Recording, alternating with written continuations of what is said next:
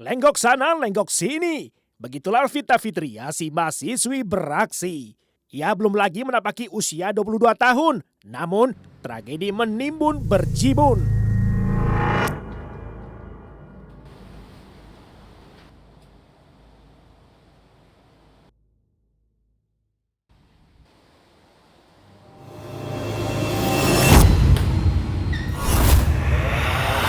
Bakar murka, Restu menyanggupi api neraka. Setelah tak disangka, Yunan berhubungan intim dengan Vita.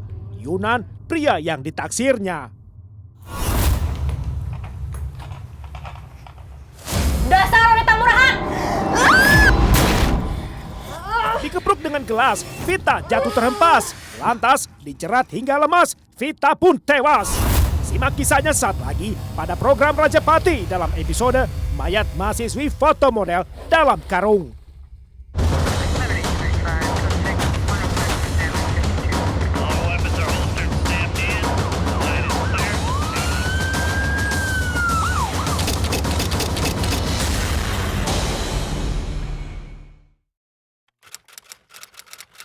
Restu Eka Brianti, perempuan asal Blitar, mahasiswi Universitas PGRI Adibuana Surabaya, menumpang tinggal di keluarga seorang kakak alumni pemilik sekolah TK. Sebagai ongkos ganti, Restu bekerja sebagai staf dan kini merangkap guru pengganti. Tunggu mas. Oh. Tunggu mas. Iya, ada apa? Mas, kapan kamu bayar utangmu mas? 2,5 juta. Aku nggak punya uang lagi untuk makan, untuk bayar kuliah mas. Aduh. Restu bisa membayar kuliah di jurusan Aku seni belum rupa dari kantong sendiri berkat bantuan keluarga Yunanda Bagus Putra, si kakak alumni. Hukumnya balas budi, sehingga kala Yunanda terlilit utang, Restu sukarela memberinya pinjaman tanpa berpikir ulang. Namun gelagatnya duit Restu bakal dikemplang, sebab saat ditagih, Yunanda bisa kasih janji-janji doang. Mas, nanti malam saja aku nggak tahu mau makan pakai apa mas. Aku sudah nggak punya uang lagi. Aku mohon mas. Lalu aku harus bagaimana? Kamu lihat kondisi aku sekarang. Istriku sedang hamil tua. Aku terlilit hutang. Hutang dengan bapak tiriku. Hutang kamu juga. Dan aku harus bayar cicilan mobilku. Mas, sejak kemarin aku sudah puasa mas. Aku cuma minum air putih saja. Gimana nasibku sekarang mas? Aku tahu diri mas. Aku di sini cuma numpang. Ya aku harus bagaimana? Gimana? Apa kita sekarang nikat aja? Iya mas. Oke, kalau gitu, kamu punya teman yang kaya nggak? Kita rampok, kalau dia berontak, kita bunuh. Gimana? Tapi temanku biasa saja mas. Gimana dong? Ya udah, aku mau berangkat dulu ke Surabaya. Kalau kamu ada korban, kabarin aku. Tapi mas, aku ikut mas. Aku mau beli cat kertas untuk anak sekolah TK besok. Yaudah, yuk. Ayo mas.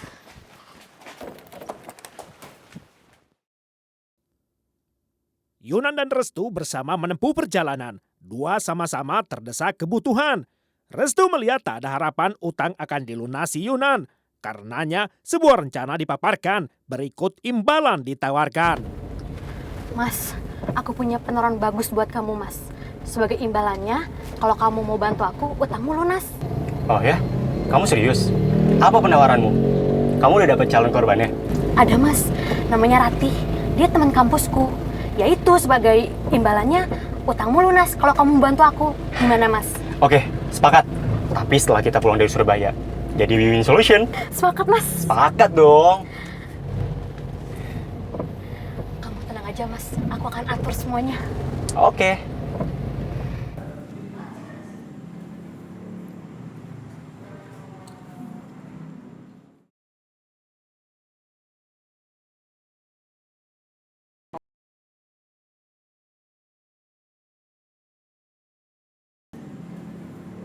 Manakala menyusun perangkap dalam benak Restu, nama Rati Tiori ini langsung hinggap.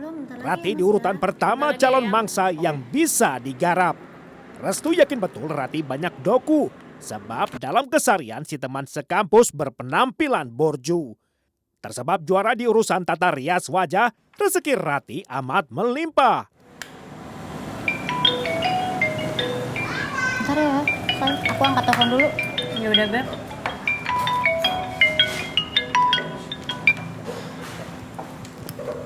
Halo, siapa nih?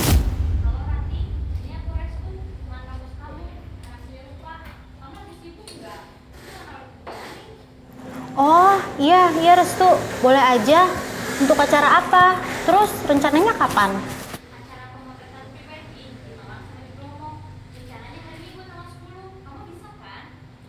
Waduh, tanggal 10 ya, hari Minggu. Aku udah ada acara. Kira-kira Restu, kalau aku oper ke temen aku yang lain gimana? Siapa namanya? Aku sih nggak apa-apa, asal dia bisa. Namanya Vita. Dia sama bagusnya kok, kayak aku. Oh, namanya Vita. Ya sudah, nggak apa-apa, asal dia pasti bisa ya, tanggal 10 hari Minggu. Iya, dia sanggup. Hari Minggu kan, tanggal 10. Iya, Ratih. Kalau begitu, kamu kirim nomor si Vita ya, untuk janjian nanti. Oke, nanti aku kirim ya. Kalau gitu, aku tutup teleponnya ya. Makasih. Berhasil.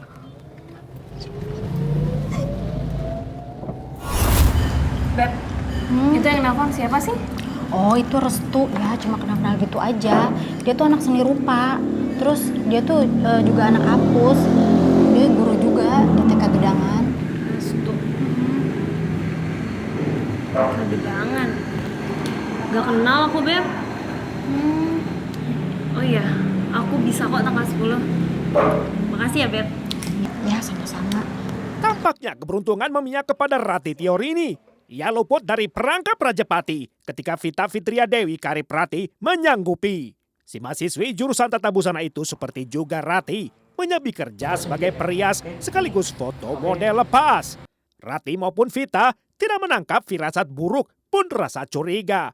Tawaran pekerjaan tersebut langsung diterima.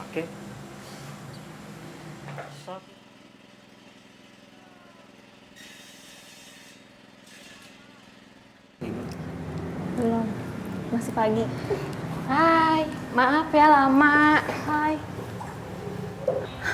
Loh, Mas Yunan? Hei, Vita, apa kabar? Baik, Mas. Loh, kamu kenal sama dia ya? Iya, Yang. Ini Mas Yunan, dia itu kakak kelas alumni seni rupa. Kenalin ya? Lo ikut juga ke Bromo? Oh enggak mas, tolong jagain kita ya mas ya. Oke. Pita, kita jalan sekarang aja yuk. Soalnya kita mau kejar waktu ke Bromo sama ke Malang. Yaudah ya, Kak. Oh ya, Kak. Tolong bawain ini ya. Oh, boleh. Mari, Mas. Mari, duluan ya. Yang, aku pergi dulu ya. Dadah. Dadah.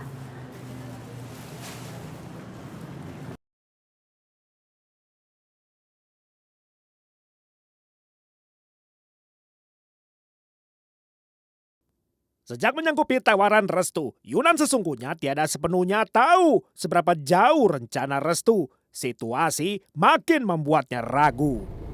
Restu, kita mau mana sih? Kita mau ke Bromo, Mas. Hah? Terus prewedding kamu gimana? Nanti kalau sampai Pandaan, aku kasih tahu. Oh, makeup kamu di mana? Oh ya, aku ada villa murah di Kanada. Harganya 400.000. Menurut kamu gimana? Ya wes, kita ke sana saja, Mas. Oke. Sejak itulah, dua penyamun Yunan dan Restu mulai bekerja sama membawa si calon mangsa sesuai sketsa.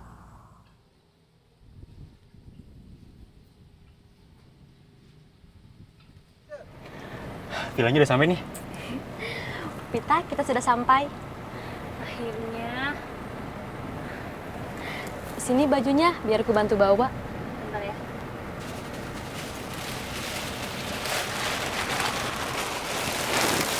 Ayo kita turun. Turun yuk.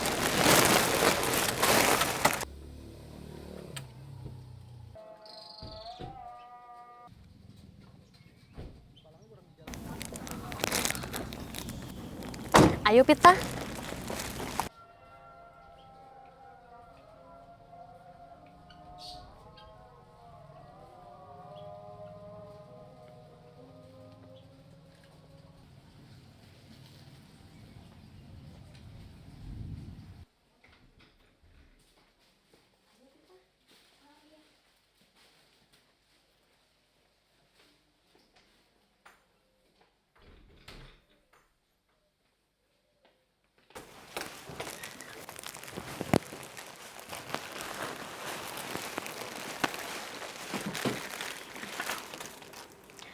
Fit, nanti kamu make upnya di sini aja ya. Sementara kamu nunggu, kamu siap-siap aja. Ya udah. Cukup kok kalau kata aku. Oh iya, pasangan pengantinnya kapan datang? Mereka sedang di jalan, sebentar lagi juga sampai. Sementara kamu nunggu, kamu ditemenin Mas Yunan ya? Oh, ya udah. Makasih ya, Res. Ya, sama-sama.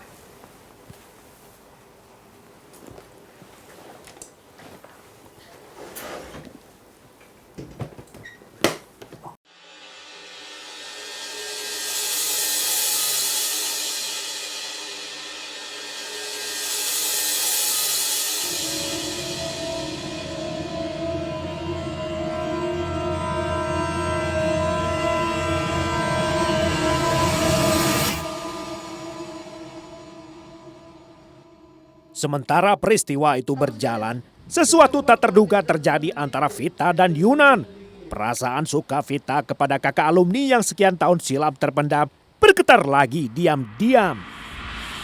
Melihat ada kesempatan, berahi Yunan pun mengantar keduanya sampai berhubungan badan.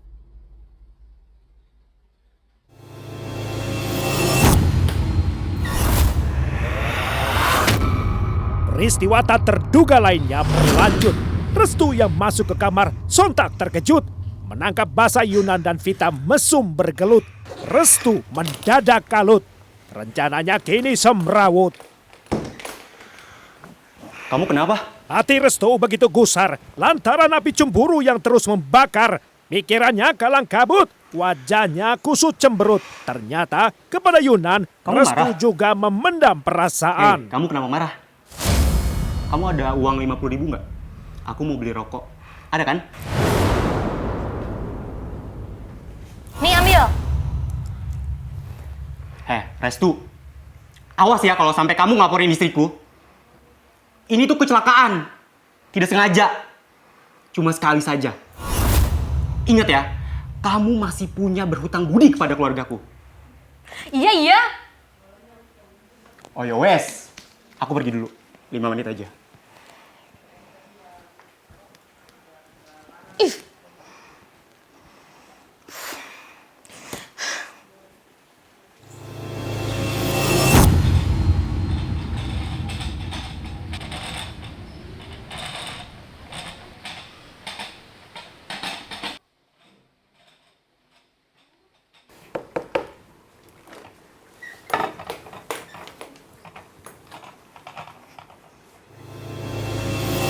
Kamu kenapa?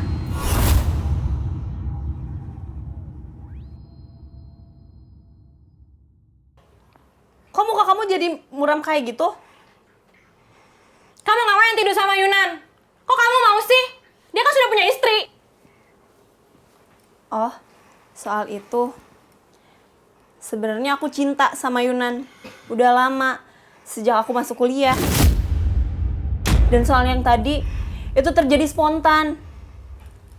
Jadi, ya udahlah, nggak usah dipermasalahin lagi, nggak usah dibahas. Apa kamu bilang? Kamu cinta sama dia? Sejak kuliah? Kamu tahu nggak? Aku juga cinta sama dia. Dasar wanita murahan kamu. Berani-beraninya kau rebut Yunan dari aku. Dia itu milikku. Aku rela jadi babu di rumahnya supaya dekat sama dia. Dasar kau Pita, rasakan ini.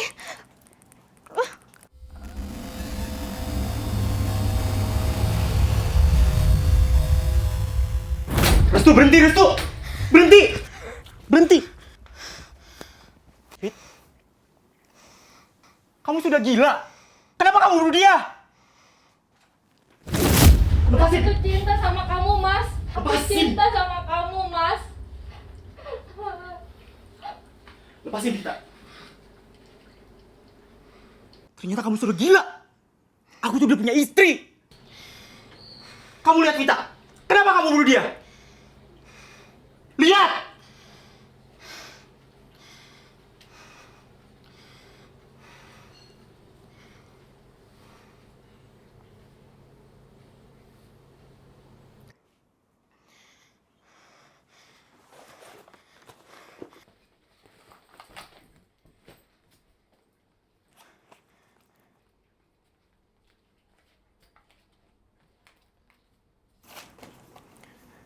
Lihat mas, cuma 500.000.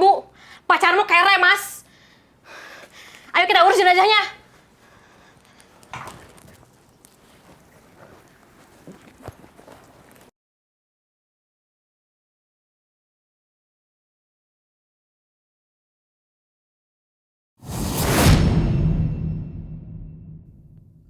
Rencana restu buyar gegara birahi Yunan, sehingga semalaman keduanya mencari cara menutupi kejahatan.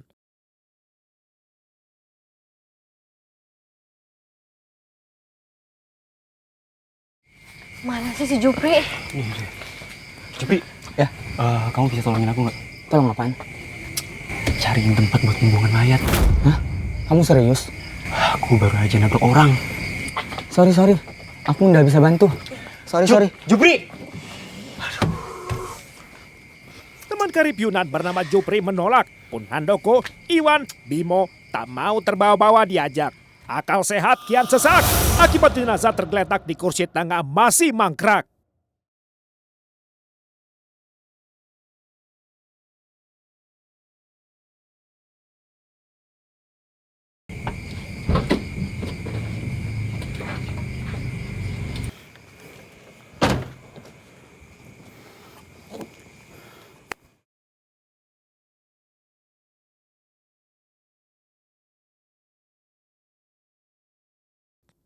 Yunan dan Restu kehabisan akal, sehingga langkah mereka berikutnya lebih brutal. Mayat korban yang terbungkus karung dicampakkan ke dasar jurang yang terjal.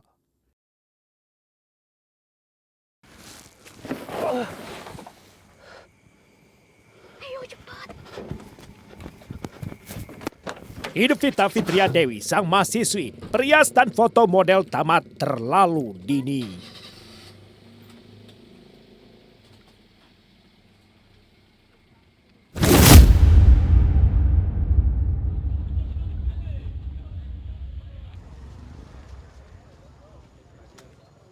Saya lagi cari rumput, terus menemukan mayat itu tadi.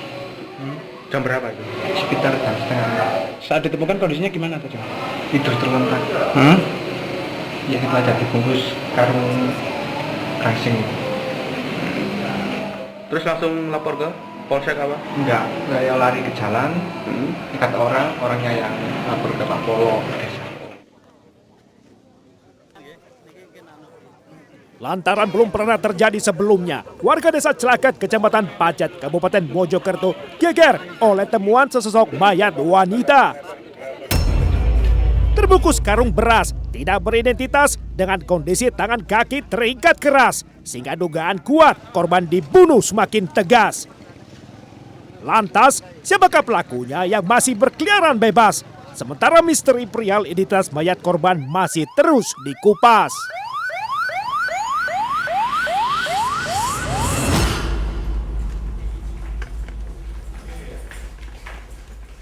12 November 2013, masalah teka-teki identitas mayat dalam karung berakhir tuntas. Korban bernama Vita Fitria yang dikenali dari sejumlah ciri-ciri fisik serta tanda lahir di jasadnya.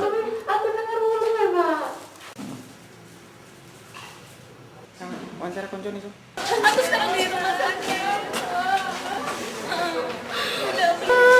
Orang jaga kayak gitu.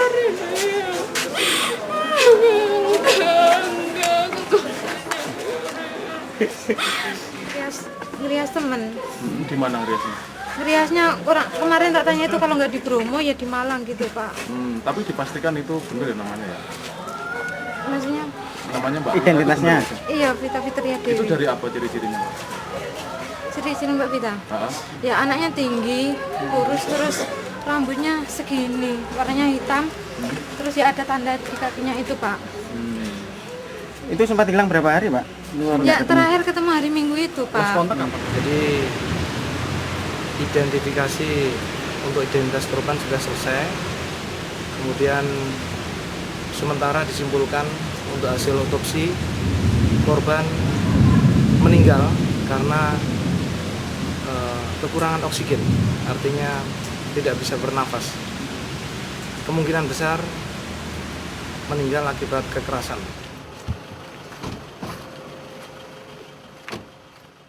Baru 6 hari kemudian, 16 Oktober 2013, polisi lekas melakukan penangkapan Restu dan Yunan. Kedua calon tersangka pun diboyong ke ruang pemeriksaan. Keduanya ditangkap tanpa perlawanan di stasiun Purwokerto, Jawa Tengah di tengah pelarian. Lalu berlanjut dengan ditetapkan status mereka tersangka pembunuhan. Kecurigaannya gimana, Dan? Kecurigaannya karena pelaku ini yang mengajak korban terakhir kali keluar. Setelah itu pelaku ini menghilang. Baik orangnya maupun nomor HP-nya sudah tidak aktif lagi. Motifnya apa, Dan? Motifnya saya kira karena pelaku ini butuh uang. Kita bisa baca dari pesan-pesan singkatnya, dia butuh uang. Sehingga dia bagaimana caranya mencari sasaran. Dapat sasaran, dia dikira korban ini banyak uang.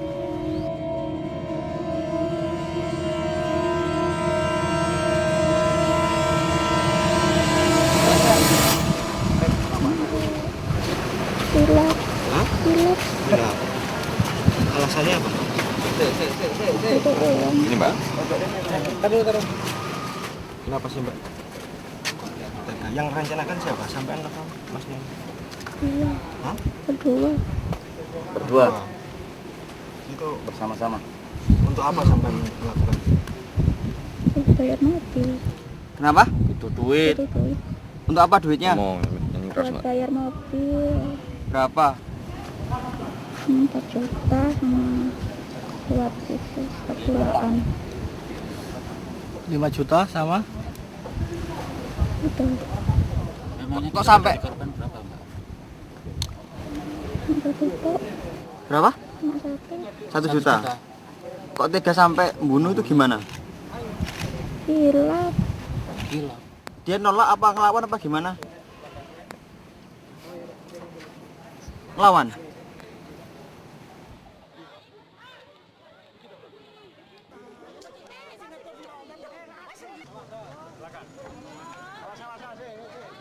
Penyidik Polres Mojokerto menerapkan pasal pembunuhan berencana terhadap keduanya. Hukuman maksimalnya pidana seumur hidup di penjara.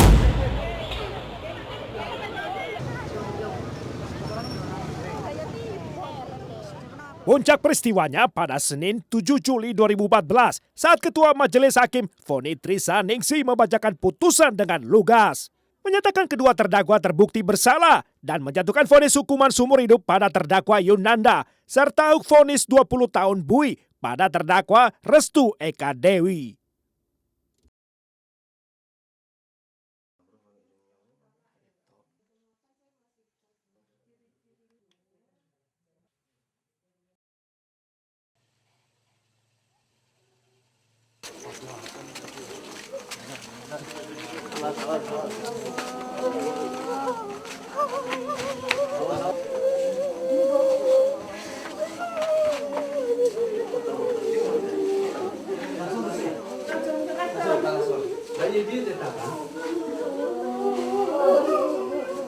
Di minyak. Di minyak.